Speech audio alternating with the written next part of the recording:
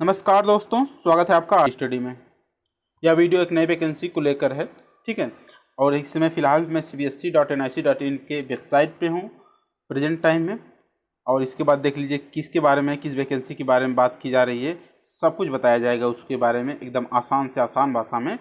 आप लोग जो लोग नए हैं चैनल पे जरूर सब्सक्राइब कर लीजिए, बेल आइकन को प्रेस कर लीजिए ताकि कोई भी नोटिफिकेशन मिले तो आपको एकदम सही मायने में, सही तरीके से और एकदम सही सही सबसे पहले मिल जाए, ठीक है। वीडियो अच्छी लगेगी तो जरूर लाइक कर दीजिएगा और चैनल पर नए हैं सब्सक्राइब कर लीजिएगा। चलिए शुरू करते हैं। यह देखिए वीडियो है कि वैकेंसी न्यू ऑन डेपुटेशन। क्या होता है डेपुटेशन और कौन सी वैकेंसी है, किस किस पोस्ट के लिए अलग अलग आई है, सब कुछ बताया जाएगा। इसके पहले चलिए वहाँ पे नोटिस पे ले चलता हूँ, जो यहाँ नोटिस जारी किया है सीबीएसई ने। मैं नोटिस को डाउनलोड कर लिया गया है, ठीक है। चलिए नोटिस, ये देखिए यहाँ पे आपका नोटिस पे आ गया हम लोग। नोटिस में क्या कर रहा है, क्या देखिए, online application invited from the eligible candidate for the following post on deputation. 29 तारीख से शुरू हो चुका है, 29 जुलाई 2020 से। On deputation, post on deputation का मतलब क्या होता है कि किसी भी डिपार्टमेंट में पीछे कार्यरत हो, एक्सपीरियंस हो और आके यहाँ पे डिपुटेशन का मतलब होता है कि प्रतिनियुक्ति होती है। क्या?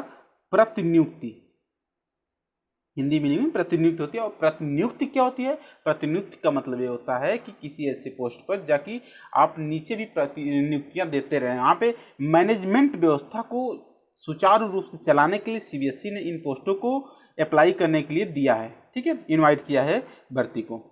इसमें जो फीस है वो 0 रुपये है। और एलिजिबिलिटी क्या है मैं बारी बारी से बताऊंगा सब कुछ। पोस्ट कौन कौन से है देख लीजिए। ज्वाइंट सेक्रेटरी है, internal auditor and financial adviser है। इसके बाद आप लोगों का देखिए क्या है कि असिस्टेंट सेक्रेटरी है। इसके बाद सीनियर अकाउंटेंट है, सीनियर अकाउंट्स ऑफिसर है आपका। इसके बाद अकाउंट ऑफिसर है, इसके बाद जूनियर अकाउंट्स ऑफिसर हैं, ठीक है। पे स्केल सभी का बहुत बढ़िया है, आप लोग देख सकते हैं। इसके बाद ऑनलाइन शुरू है, जानते हैं आप लोग 31/7/2000 आया था। कब आपका जो 27 से, लेकिन शुरू कब है? 29 से आया था। शुरू कब है? 31/7/2020 से शुरू होकर 21/8/2020 तक चलेगा। ये फॉर्म फिलअप होना शुरू होगा।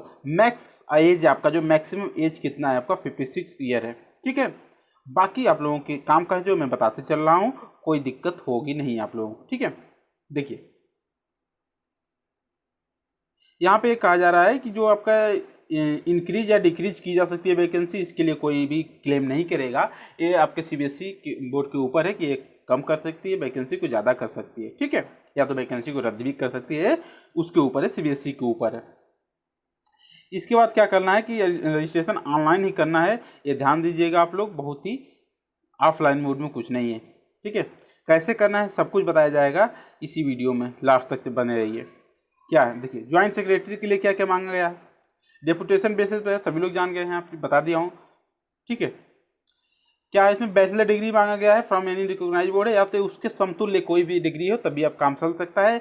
एक्सपीरियंस इसमें मांगा है कि ऑफिसर ऑन सेंट्रल गवर्नमेंट, या तो आप कर्मचारी होने चाहिए, कहाँ के ऑफिसर होने चाहिए, सेंट्रल गवर्नमेंट के या तो स्टेट गवर्नमेंट के, या तो किसी भी स्टेटरी बॉडीज का, मतलब कि स्वायत्त संस्था का या तो ऑटोनोमस का ऑर्गेनाइजेशन का हिस्सा बने रहना ही आपके एक्सपीरियंस में काम आएगा। इसके साथ मांगा गया है बैचलर डिग्री के साथ, ठीक है। इसके बाद आप लोगों को जानकारी होनी चाहिए किसके, एग्जामिनेशन परीक्षा के बारे में जानकारी होनी चाहिए, पॉलिसी, परीक्षा पॉलिसी के बारे में जानकारी होनी चाहिए, प्लानिंग है, एडमिनिस्ट्रेशन इंक्लूडिंग जनरल एडमिनिस्ट्रेशन के लिए सामान्य एडमिनिस्ट्रेशन की जानकारी होनी चाहिए आपको, अकाउंट्स की जानकारी होनी चाहिए, court, legal and the vigilance matters की जानकारी होनी चाहिए, ऑर्गेनाइजेशन सेमिनार्स की जानकारी होनी चाहिए, कॉन्फ्रेंस कराने की जानकारी होनी चाहिए, कैसे कराया जाता है सब कुछ, वर्कशॉप जो है वर्कशॉप आपका होना चाहिए, वो भी करने के लिए आपका अनुभव होना चाहिए, फॉर की पर्सनल, ठीक है, पर्सनल। नेक्स्ट है, इतना जानकारी होगी तो आप लोग सेक्रेटरी के लिए फॉर्म भर सकते हैं। अगला देखिए क्या है एलिजिबिलिटी। बैचलर डिग्री इसमें भी होनी चाहिए, या तो बैचलर डिग्री है उसके समतुल्य with economics, commerce and accounts के साथ होना चाहिए as one of the subject, किसी एक सब्जेक्ट के साथ, ठीक है। एंड आपके पास SAS या JAO पास होना चाहिए एग्जाम, और इक्विवेलेंट या तो इसके एग्जामिनेशन कोई भी पास होना चाहिए, ठीक है। या तो पोस्ट ग्रेजुएशन डिग्री हो, या तो कॉमर्स फाइनेंस अकाउंट में आपका जो पोस्ट ग्रेजुएशन डिग्री होना चाहिए, या तो MBA फाइनेंस में होना चाहिए, और CA में किसी में भी हो जाना चाहिए आपका, ठीक है। आपका देखिए एक्सपीरियंस किस फील्ड में होना चाहिए इसमें, बजट में, इंटरनल ऑडिट, कमर्शियल में, अकाउंटिंग में, और सेंट्रल या स्टेट गवर्नमेंट का एक या तो ऑटोनोमस बॉडी में आपका जो एक्सपीरियंस होना चाहिए मिनिमम 5 ईयर का।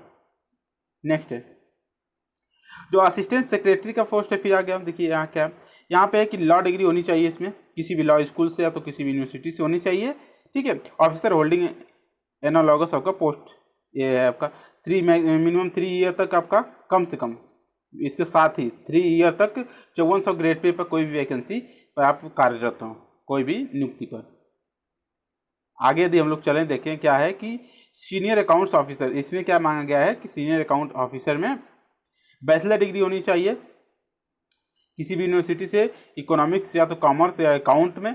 इसके बाद है वन ऑफ सब्जेक्ट, मतलब तीनों में से कोई भी एक सब्जेक्ट में होना चाहिए, या तो SAS आपका JO एग्जामिनेशन पास होना चाहिए या इसके इक्विवेलेंट एग्जामिनेशन पास होना चाहिए, या तो फिर फाइनेंशियल में आपका फाइनेंशियल एट लिस्ट कम से कम इतना तो होना चाहिए कि CA इंटर होना चाहिए, ठीक है।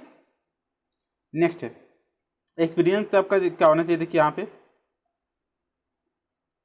वही है SAS और JO पास होना चाहिए, ठीक। चलिए आगे चलते हैं कि अकाउंट्स ऑफिसर में क्या करना है, देखिए अकाउंट्स ऑफिसर में आपका बैचलर डिग्री होना चाहिए इकोनॉमिक्स, कॉमर्स या अकाउंट्स में, अकाउंट्स के साथ सेम टू सेम है, पीछे जैसा है इसमें भी क्वालिफिकेशन है, या तो पोस्ट ग्रेजुएशन होना चाहिए सेम टू सेम कॉमर्स और फाइनेंस अकाउंट्स में, या तो MBA होना चाहिए आपका फाइनेंस, एटलीस्ट इंटर CA होना चाहिए। एक्सपीरियंस किस में होना चाहिए आपका, देखिए बजट के क्षेत्र में आपका होना चाहिए, इंटरनल ऑडिट में, कॉमर्शियल अकाउंटिंग में भी आपका एक्सपीरियंस होना चाहिए, ठीक। चलिए नेक्स्ट है